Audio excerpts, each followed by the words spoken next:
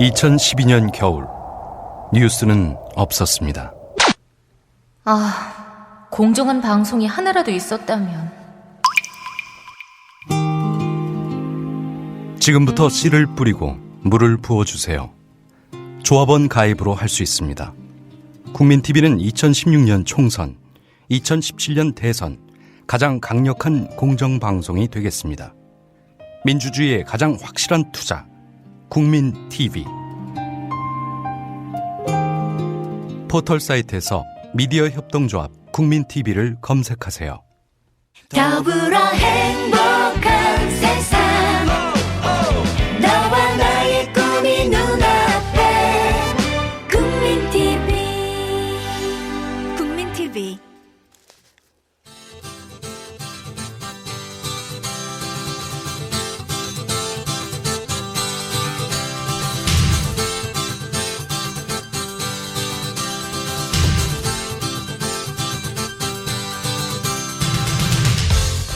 (50일) 훌쩍 넘어도 바뀌지 않는 경상도 사투리. 어떻게 하나 생겨먹은 게 이런데. 투박한 어투에 육두문자 좀 섞어도 양심 많은 반듯하다 자부한다. 정치평론가 서영석의 좌충우돌 사설과 칼럼 비평. 당신의 공감을 기다린다. 서영석의 라디오 비평.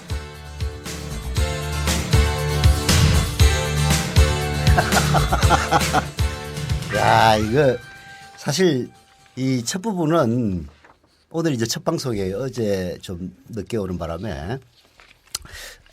근데 너무 죄송합니다. 너무 거창하게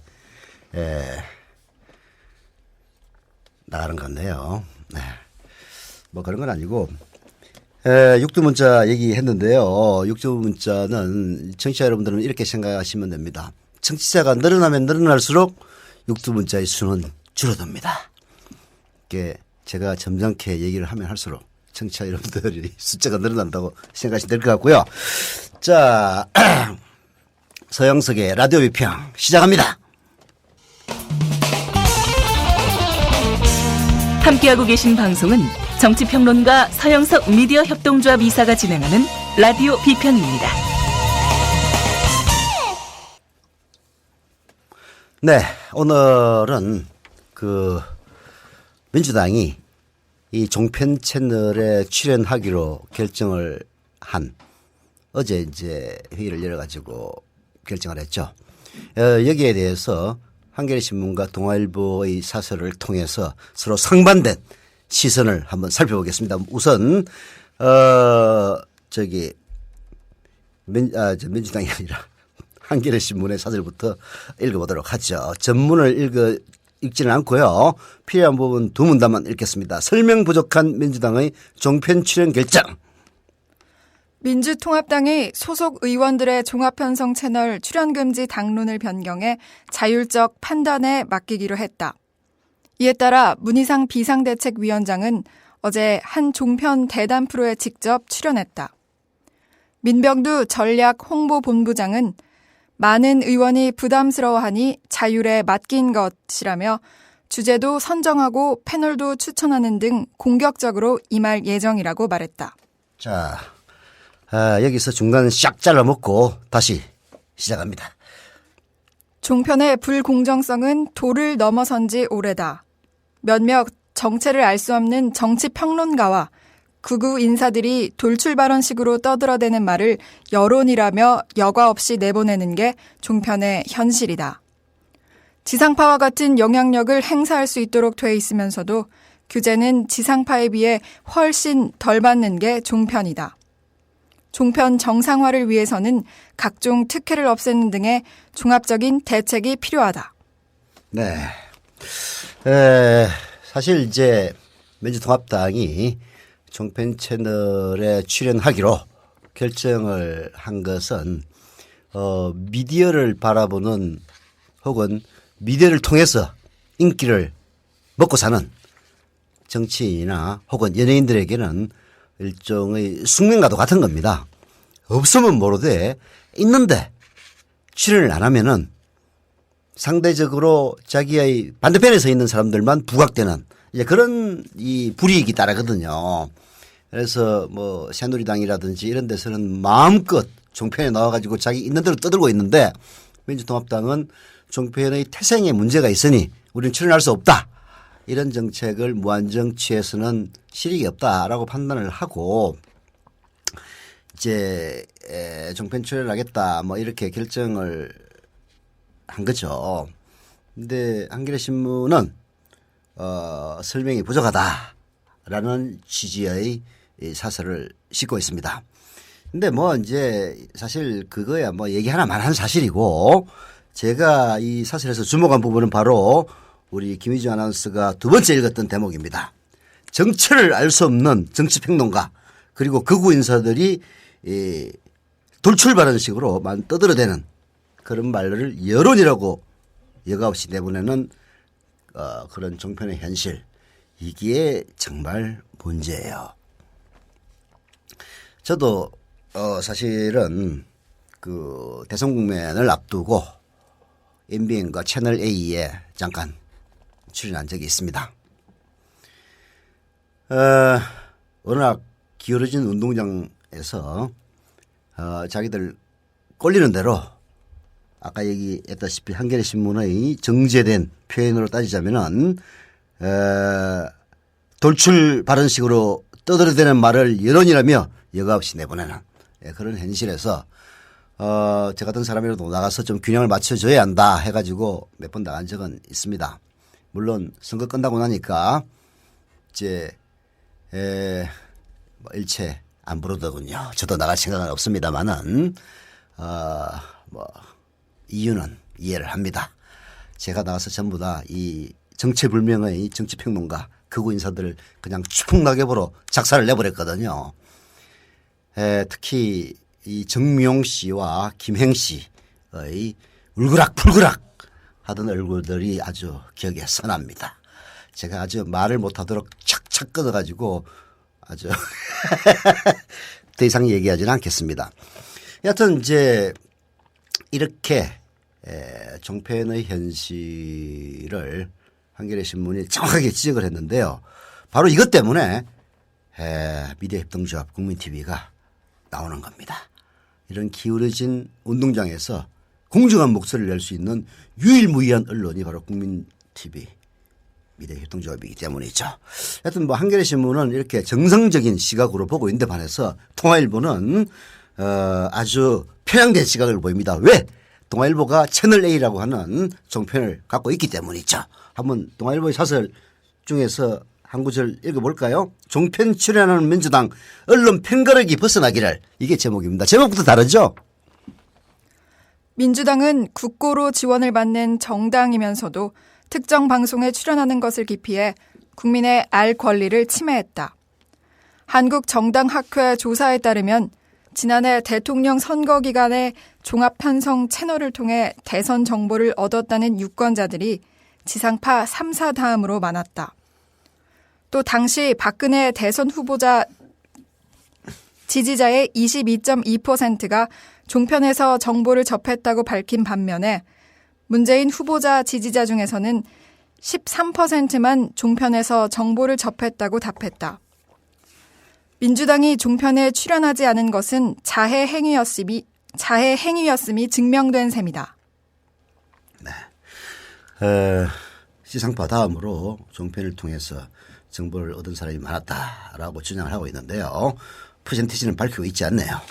예, 우리나라에서는 지상파와 종편과 뉴스 전문 채널과 케이블 채널밖에 없습니다. 이런 상황에서 지상파는 아니지만은 종합 편성을 그나마 흉내라도 내고 있는 종편 채널이 지상파 다음을 차지한다는 건 너무나 당연한 거죠. 문제는 시청률입니다. 시청률에 대해서는 절대 얘기를 안 하죠. 아주 개판 5분 전입니다. 뭐 그거야 종편이 사정이니까 일단 차치하고 이게 문제인 거예요. 사실 동아일보 사설의 지적이 아전 인수격이긴 합니다만은 전혀 틀린 얘기는 아닙니다. 이게 태생이 잘못됐든 잘못되지 않았든 일단 나오고 나면은 이거 외면한다는 게 정말 쉽지가 않아요. 종편은 아까 한겨레 신문의 사설에서도 지적했다시피 각종 특혜로 처발은 채널 번호만 하더라도 지상파 채널은 5번, 7번, 9번, 11번 아닙니까? 그 다음으로 좋은 채널이라고 할 수 있는 10번대 채널에 다 포진을 하고 있어요. 아마 전두환이나 박정희 시대였다면은 홈쇼핑 채널들을 다 몰아내고 어쩌면은 4번, 6번, 8번, 10번에 자리를 잡았을지도 모릅니다.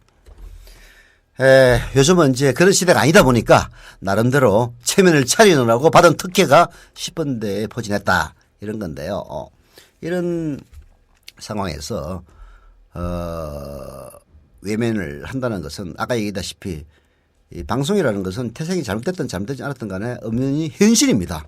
이 현실 속에서 민주당이 빠져버리면은 새누리당만 부각된다는 그런 점이 있죠. 우리가 초기에 종편 불매운동인가요? 뭐 그런 것도 하긴 했습니다만은 이게 케이블이라는 게 그렇지 않습니까? 일단 틀면 나온다는 게 문제예요.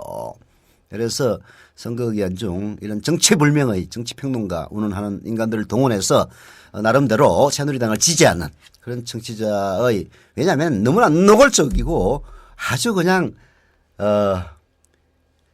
저도 사실 노골적으로 방송을 합니다만은 저하고는 조금 또 개념이 다릅니다. 그게 좀 저질이에요. 뭐 그쪽에서 날 저질이라고 또 할지도 모르겠습니다만은 제가 보기에는 객관적으로 저보다 훨씬 더 저질입니다. 저는 표현이 좀 직설적이다 뿐이지 나름대로 고품질을 유지하고 있다고 자부합니다. 청취자 여러분들도 그렇게 생각하시죠? 예. 그래서 이런 현실 속에서 민주당의 선택은 불가피했다라고 저는 평가를 하는데요. 다만 한겨레 신문이 지적했다시피 이 나름대로 좀 더 모습과 모양을 갖췄으면 하는 그런 아쉬움은 있습니다. 사실 이러한 어쩔 수 없는 현실 지상파 3사를 이명박의 똘마니들이 다 장악하고 있고 그리고 조중동 수구 보수신문들 못지않은 매일경제 이런 곳에서 종편을 장악하고 있는 이런 그야말로 기울어져서 도저히 바로 서기가 힘든 이런 운동장에서 바로 국민TV 미디어협동조합의 존재의 이유는 더욱 빛나는 거죠. 여러분들이 사실 그 라디오 방송을 접하는 것은 그 지상파밖에 없습니다. 인터넷 라디오 방송이 과거에도 좀 있긴 있었는데요. 미디어협동조합 국민TV 라디오처럼 아주 규모 있게 출발한 라디오 방송은 인터넷 라디오 방송은 전에 없었습니다. 사실 뭐 국민TV 라디오도 첫 출발은 미약합니다만은 제가 경험한 인터넷 라디오 방송에 비하면은 이건 그야말로 고대 강의실이에요. 앞으로 더 발전할 겁니다. 그래서 빠른 시간 내에 국민TV 라디오가 지상파 라디오를 압도하는 그런 시간이 그렇게 멀리 있는 게 아닙니다. TV는 지상파를 극복하기가 매우 어렵고 최소한 3년 내지 5년은 걸립니다만은 라디오는 그렇게 어렵지 않아요. 올해 가기 전에 MBC 라디오를 능가하는 그런 라디오가 될 것이라고 확신합니다. 사실 이제 조중동이라고 보통 부릅니다만은 조선일보, 중앙일보, 동아일보의 포지션도 각기 다릅니다. 중앙일보가 좀 친재벌적이라면 동아일보는 더 이념적이고 조선일보는 뭐라고 그럴까 신문의 종합 편성 채널 비슷한 그런 종합성을 유지하고 있죠. 그래서 사실 중앙일보와 동아일보가 아무리 애를 써도 조선일보를 넘어서지 못하는 그런 이유가 아닐까라고 생각을 해봅니다. 사실 어떤 문제에 접근하는 태도를 보면요. 이념이라는 잣대만 뺀다면은 조선일보가 좀 더 기교적이고 좀 더 솜씨가 있다 이런 느낌을 지울 수 없게 만드는 그런 측면들이 있죠. 사실 조선일보를 뛰어넘기 위해서 중앙일보가 엄청난 투자를 했습니다마는 사람에 대한 투자는 돈으로만 되는 게 아니에요. 시간과 역사가 필요한 거죠. 사실 과거 조간신문에는 한국일보가 가장 앞선 신문이었는데 어느새 조선일보가 전두환과 짝짝꿍 하면서 추월하기 시작해서 품질 제고에 나름대로 애를 쓴 결과 다른 신문들을 압도하는 보수 신문 중에서는 1등 신문을 자랑하게 된 거죠. 그 반대편에 있는 한겨레 신문도 역시 이 품질 면에서 조선일보와 비교해서 크게 뒤지지를 않습니다. 한겨레 신문이 그나마 그 위상을 자랑하는 것도 결국은 한겨레 신문이 갖고 있는 그 인적 자원의 우수성에 있다. 이런 점을 언론사에서는 잊으면 안 되겠죠. 저희 국민TV도 인재에 대한 중요성 잊지 않고 있습니다. 자, 뭐 이상한 얘기로 흘렀는데요. 이렇게 조선일보를 성찬한 이유는 조선일보 사설을 소개해드리기 위해서인 겁니다. 아니 뭐 일부 저희 생각하고도 같은 면이 있어요. 오늘 조선일보의 사설을 풀 텍스트로 소개해드리겠습니다. 조선일보 나한테 원고 청탁 좀 하지 그래. 물론 거절하겠지만 제목은 세금 야박하게 긁어낸다고 복지 비용 될 수 있을까입니다. 자, 첫 두 문장부터 시작해보죠. 정부가 올해 예산 편성을 하면서 교통범칙금 징수 목표 액수를 작년보다 12%, 약 900억 원 늘어난 8,400억 원으로 잡았다고 한다. 정부가 교통범칙금 징수 목표를 올리면 경찰은 교통법규 위반 적발 건수를 늘리거나 위반 사항에 대해 벌금액을 높여야 한다. 26개 부처도 각종 벌금과 과태료 징수 목표액을 크게 늘려잡았다고 한다. 벌금 과태료 부과를 엄하게 한다고 해서 시민의 준법 의식이 그만큼 높아질지 의문이다. 벌금 과태료 징수 목표 상향 조정은 시민의 호주머니를 더 긁어내거나 시민과 공무원들 사이에 불필요한 언쟁만 양산하는 걸로 끝날 것이다. 더 고개를 갸웃거릴 수밖에 없는 것은 벌금 과태료 징수 목표를 높인 이유가 새 정부의 공약 이행에 필요한 예산을 조달하기 위해서라는 데 있다. 자, 세금 하면은 아주 그냥 경기를 일으키는 신문이 바로 조중동입니다. 왜? 부자들을 위한 신문이니까. 부자들이 동서고금을 막론하고 세금에 의해서 가장 불쾌감을 토로하고 세금을 피하기 위해서 돈을 아끼지 않는 그런 계층이 바로 자산계층입니다. 그 자산계층을 대변하다 보니까 세금 늘린다 하면은 그냥 아주 경기를 일으키는 신문이기도 한데요. 이 경기를 일으키는 신문이 뭐 무슨 약을 드셨는지 오늘은 제대로 얘기를 하고 있습니다. 사실 이제 그 박근혜 정부가 복지 문제에 대해서 진보적인 야당에 못지않은 공약을 내걸므로써 간신히 이기는 데 성공을 했습니다. 자, 공약을 했으니까 실천을 해야 될 거 아니에요. 그런데 박근혜 정권의 가장 또 중요한 지지 기반이 아까도 얘기했다시피 자산계층입니다. 자산계층은 세금 늘리는 거 싫어해요. 복지 재원을 되기 위해서는 세금을 늘리는 것이 가장 좋은 방법입니다. 서민들에게는 세금을 늘려봤자 빼낼 수 있는 돈이 그렇게 많지 않아요. 결국은 있는 놈한테 더 뽑아내는 것이 바로 부자 증세입니다. 이 부자 증세를 해야만이 이 박근혜 대통령이 공약했던 그런 복지와 관련된 공약들을 일부나마 실천할 수 있는 건데 이 자산계층의 지지계층을 의식한 나머지 가급적이면 정신을 안 하려고 그래요. 그러니까 공무원들이 대가리를 짜내가지고 낸 안이라는 게 이런 벌금, 범칙금, 과태료, 폭탄을 갖다가 그냥 국민들에게 쏟아내자 이런 방안을 내세운 겁니다. 사실 이것은 이 일종의 마약과도 같은 독약입니다. 그냥 복용하면은 기분 황홀하게 해줄지 모르겠지만은 결국은 몸을 파괴하는 담배나 마약처럼 이런 벌금 과태료 폭탄을 마구잡이로 국민들에게 쏟아내면은 그 과태료 폭탄을 맞는 국민들이 아이고 우리 박근혜 각하 감사합니다 하면서 돈을 내겠습니까? 욕을 이놈들하고 이놈의 정권 뽑아줬더니 지랄병을 치고 있네. 온갖 욕을 다 하지. 지지도 떨어집니다. 조선일보가 왜 이런 사설을 썼는지 어느 정도 이해가 가는 대목이죠. 계속합니다. 박근혜 대통령은 앞으로 5년 동안 134조 5천억 원의 복지 예산을 국민 부담을 가중시키지 않는 방식으로 조달하겠다고 약속했다. 이 중 81조 5천억 원은 예산 지출을 절약해 마련하고 나머지 53조 원은 세외 수입을 늘리거나 세정개혁을 통해 확보하겠다는 것이다. 그러나 올 성장률이 2.3%로 하락할 것을 감안하면 성장을 통해 증세 목표를 달성할 수는 없을 것이다. 결국 국세청은 세금을 9조 6천억 원 더 걷어야 하고 각 부처도 벌금, 과징금 등 세외 수입을 1조 원가량 더 올리지 않으면 안 된다. 국세청은 약 4,200명이던 세무조사 담당 공무원 수를 올 들어 약 380여 명 증원했다.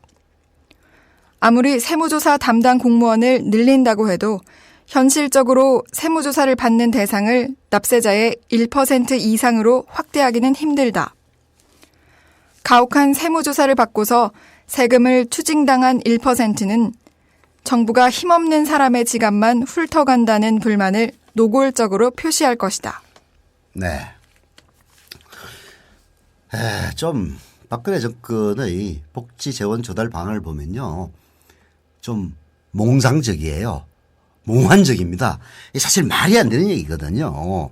아니 4대강에 22조 원을 퍼부어가지고 이걸 있는 대로 처먹은 사람이 바로 이명박 씨입니다. 22조 원이에요. 그 돈 어마어마하게 큰 돈입니다. 근데 우리 박근혜 각하 81조 원을 예산 지출을 절약해서 마련한다. 야, 이건 뭐 허리를 쥐어짜도 그냥 아주 창자체 베베 꼬겠다는 그런 얘기예요. 이거 실현 불가능합니다. 또 나머지 53조 원은 세외 수입을 늘리거나 세정계획을 통해서 확보한다. 참나 웃기는 얘기예요. 왜? 세정계획을 통해 확보한다는 얘기는 공무원 니들이 계획을 하라는 얘기인데 이거 쉽지 않습니다. 5년 임기보다는 한 50년 정도 대통령 각하를 하셔야만이 가능한 얘기예요. 장기 집권하겠다는 얘기는 아니겠죠 설마? 예. 결국은 세외 수입을 늘리는 것이 가장 편한 방법인데 그러니까 정부 부처에서 벌금 폭탄, 과태료 폭탄을 갖다가 만들어 가지고 각하 앞에다 지금 바치고 있는 거예요. 이게 바로 박근혜 각하가 나락으로 떨어지는 첩경이 되는 겁니다. 그래서 조선일보가 뭐라고 결론을 내리고 있느냐. 결론 부분만 한번 읽어보죠. 정부가 세수를 늘리려고 올 들어 금융소득 종합과세 기준액을 연간 4천만 원에서 2천만 원으로 낮추자 은행 창구에서 매달 200kg씩 팔리던 금괴 판매량이 400에서 500kg으로 급증했다. 세금을 덜 내려고 예금을 빼 금괴에 투자하기 때문이다. 정부가 무턱대고 과거의 세금 징수 방식을 다시 들고 나오면 납세자들은 세금을 피하는 새로운 기법을 속속 개발해낼 것이다. 정부가 무리한 목표를 세워놓고 세금, 벌금 징수를 늘리려고 해봤자 복지 등 공약 이행에 필요한 재원을 다 충당할 순 없다. 증세나 세율 조정 등 전공법을 선택하지 않고 세금, 벌금, 징수 목표 달성만 밀어붙이다간 국민의 큰 저항을 불러올 수 있다. 네, 바로 이 대목입니다. 결국은 이제 이게 목소리가 커졌다 작아졌다는 이유는요. 제가 이 제스처가 크다 보니까 이 마이크로부터 저희 머리가 멀어졌다가 가까워졌다 해가지고 하는 건데 제가 머리를 움직이지 않고 얘기를 하겠습니다. 자, 핵심은 바로 그거예요. 정부가 무리한 목표를 세워놓고 무리한 목표라는 것은 조선일보의 시각입니다. 조선일보는 복지에 대해서 돈 많이 쓰겠다는 것은 항상 무리하다고 얘기를 해요. 언제나 영원히 무리입니다. 여하튼 무리한 빼고 정부가 목표를 세워놓고 세금 벌금 징수를 늘리려고 해봤자 재원을 다 충당할 수 없다. 이건 옳은 지적이에요. 정세나 세율 조정 등 전공법을 선택하지 않고 는 결국은 국민의 큰 저항을 불러올 수 있다라는 지적인데요. 이게 바로 핵심입니다. 그러니까 복지 공약을 실천하기 위해서는 결국은 부자 정세를 해야 됩니다. 조선일보가 부자 정세를 하라고 이런 사설을 쓰지는 않았겠지만은 유일한 해결책은 부자들에게 세금을 더 많이 걷는 겁니다. 사치세, 부유세 그리고 종합부동산세를 다시 부활하고 돈이 많이 물론 이제 그로 인한 부작용 같은 것은 개선을 할 필요는 있겠죠. 예, 부동산 거지란 말이 있지 않습니까? 땅은 많이 갖고 있는데 유동자금이 없어가지고 세금 1,700만 원, 2천만 원 이거 못 내가지고 빚진다는 사실 그것도 웃기는 얘기예요. 땅값만 하더라도 수십억 수백억 되는 사람이 1,700만 원 없어가지고 징징 짠다는 것도 사실 웃기는 이야기이긴 한데 또 그런 사람들이 있더라고요. 그래서 그런 이제 제도적 보완책은 마련이 돼야 되겠지만은 기본적으로 부자 정세를 하지 않고는 복지 재원의 마련은 용언한 겁니다. 그리고 우리나라 부자들 다른 나라에 비해 선진국에 비해서 세금 적게 내요. 예. 박근혜 각하 그것만은 알아주셨으면 합니다. 네. 지금 후기 남기기 어플을 통해서 본 걸로 보면요. 뭐 MBC 라디오에는 아직 못 미치고 특히 MBC 라디오에 인기 있는 음악 프로 같은 데는 전혀 뭐 한 10분의 1 수준도 채 못 되고요. CBS나 KBS보다도 약간 낮은 것 같고 나머지 방송보다는 훨씬 더 많은 것 같습니다. 청취자 숫자가. 제가 이제 주로 인터넷으로 이것저것 하다 보니까 여러 방송을 많이 나가봤는데요. 이 정도의 반응이라면은 MBC 라디오가 제일 청취자가 많죠. MBC 라디오가 거의 한 절반 이상의 점유율을 차지합니다. 그다음이 KBS, 그다음이 CBS, 그다음에 SBS도 FM이 여러 개 있는데 그중에서 하나는 좀 청취율이 좀 꽤 괜찮게 나와요. 그 정도 수준은 되지 않을까 하는 생각이 듭니다. 자, 오늘 마지막은 칼럼으로 장식을 하겠는데요. 중앙일보의 백명복 순회특파원, 저 옛날 같이 출입을 한 기자이기도 한데요. 조중동 보수신문의 기자들 중에서는 제가 나름대로 평가하는 그런 기자이기도 합니다. 백명복 씨는 경제부 기자였는데요. 지금 그 한겨레신문 논설위원을 하고 있는 정영무 기자, 제 중학교 한 해 후배이기도 합니다만은 기자와 더불어서 이 연배에서는 괜찮은 칼럼니스트이기도 합니다. 백명복 순회특파원이 구글 회장이 평양에 간 이유라는 칼럼을 썼는데요. 전부는 소개해드리지 못하고 부분적으로 소개를 해드리겠습니다. 겉다르고 속다른 게 세상사다. 외양만 봐서는 알 수 없는 일들이 많다. 세계 최대의 인터넷 검색업체인 구글의 에릭 슈밋 회장이 북한을 방문한 것도 그중 하나다. 그는 지난 1월 평양에 들어가 3박 4일간 머물렀다. 그는 세계적 기업이니 시간이 돈인 사람이다. 그런 그가 세상에서 가장 폐쇄된 나라를 찾은 진짜 이유는 무엇일까? 호기심 때문일까? 그의 공식 답변은 이렇다. 인터넷 개방의 중요성을 설파하러 갔다는 것이다. 평양에서 베이징으로 돌아온 직후 공항에 모인 기자들에게 그는 폐쇄적인 인터넷 정책이 북한의 경제 발전을 가로막고 있으니 이런 정책을 철폐해야 한다. 북한 관리들을 설득했다고 밝혔다. 전 세계가 인터넷으로 긴밀히 연결되고 있는 시대에 북한의 폐쇄 정책은 고립을 심화시킬 뿐이라고 경고했다는 것이다. 며칠 전 이물출 북한대학원 대학 교수로부터 흥미로운 얘기를 들었다. 북한 내부 사정의 밝은 그는 슈밋 회장이 북한에 간 진짜 이유는 북한 IT 인력을 활용한 비즈니스 가능성을 타진하기 위해서였다고 말했다. 실리콘밸리를 떠받치는 핵심 인력이었던 인도의 IT 인력을 대체할 후보로 북한의 IT 인력에 관심을 갖고 있다는 것이다.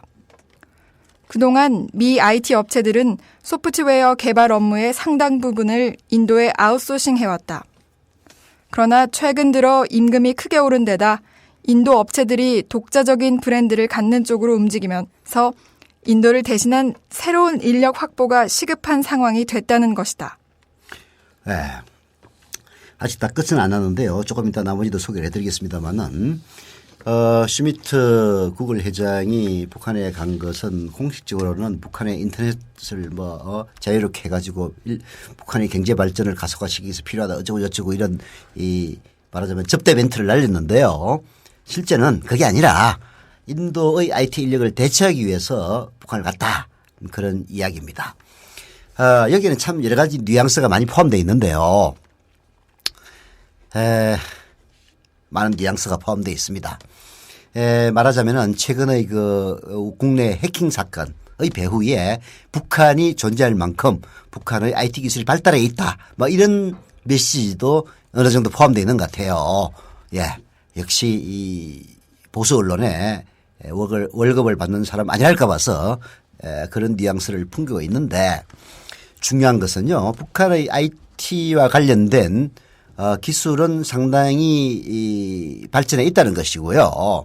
그리고 무엇보다도 임금이 싸다는 것이 강점입니다. 사실 이제 인도가 미국이나 유럽의 IT 값싼 IT 인력 공급지로 각광을 받았던 것은 벌써 뭐 10년 이상 된 얘기죠. 인도는 영국의 지배를 받았던 나라이기 때문에 기본적으로 영어가 됩니다. 제가 옛날 한 10년 전에 미국을 갔을 때 미국의 그 전화로 비즈니스를 하는 그런 업체에서는 심야의 그 전화 응대를 인도 사람한테 다 맡겼다고 그러더라고요.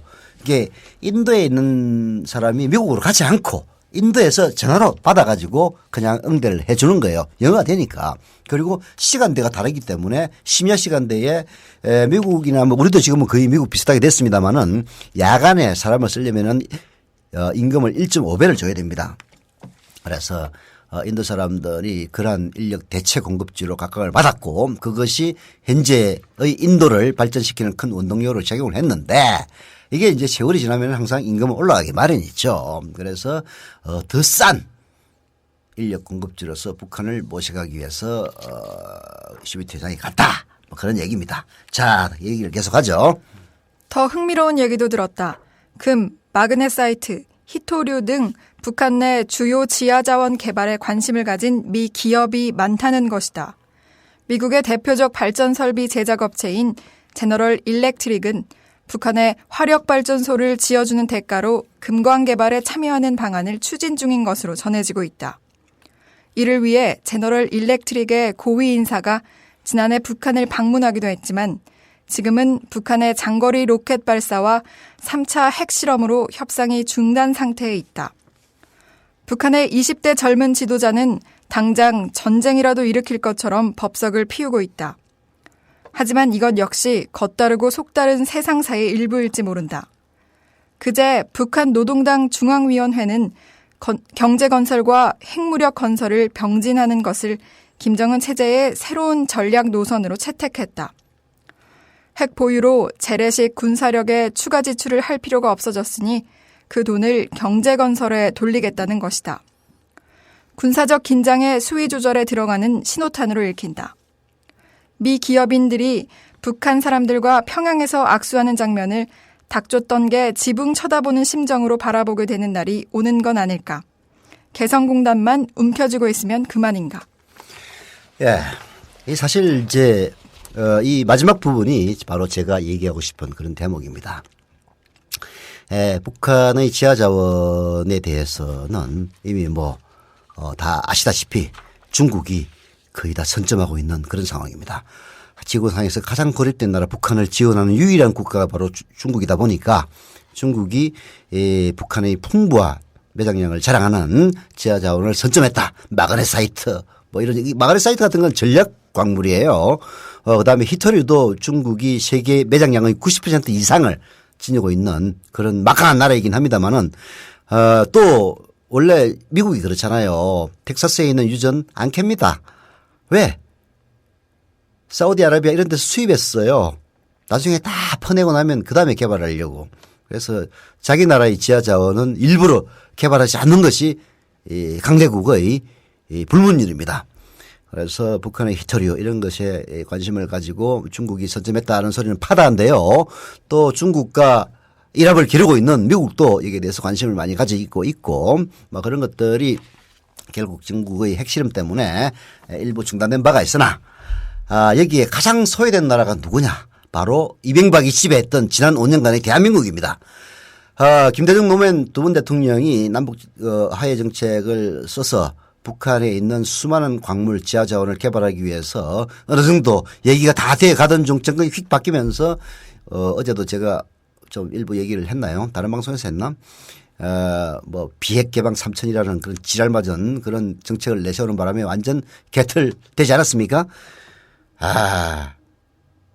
사실 핵은요, 가난한 나라의 자유수단이라는 얘기가 있습니다.